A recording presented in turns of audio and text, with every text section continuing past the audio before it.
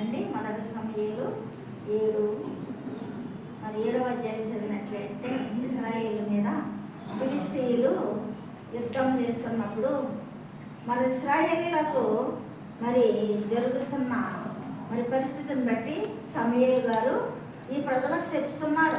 సమూయేలు గారు ఇశ్రాయేలు ప్రజలకు చెప్తున్నాడు. ఏమని చెప్తున్నాడంటే, పట్టుదలతో పూర్ణ హృదయంతో ప్రార్థించండి, మరి మీరు హృదయంలో ఉన్న విగ్రహాలను వదిలిపెట్టండి, మీ హృదయంలో ఉన్న విగ్రహాలను తొలగించండి.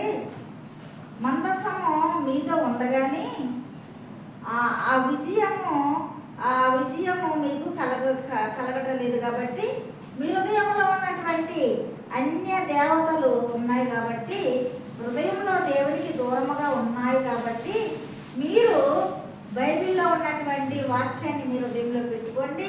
మీ హృదయంలో ఉన్నటువంటి అన్య దేవతలను విగ్రహాలను మీరు ఎప్పుడైతే తీసివేస్తారో అప్పుడు ఫిలిష్తీయుల మీద మీకు జయము కలుగుతుందని సమూయేలు భక్తుడు మరి తెలియజేస్తున్నాడు. అయితే కొంతమంది విశ్వాసులుగా ఉన్న మనము, క్రైస్తవులుగా ఉన్న మనము ఆదివారం ఆరాధనకి వెళ్తాము, మెడలో సిలువలు వేసుకుంటాం, మళ్ళీ ఇంకేంటి చేతికి రింగులు మరి సిలువతో ఉన్న రింగులు పెట్టుకుంటాము, మరి ఎన్నెన్నో చేస్తాము.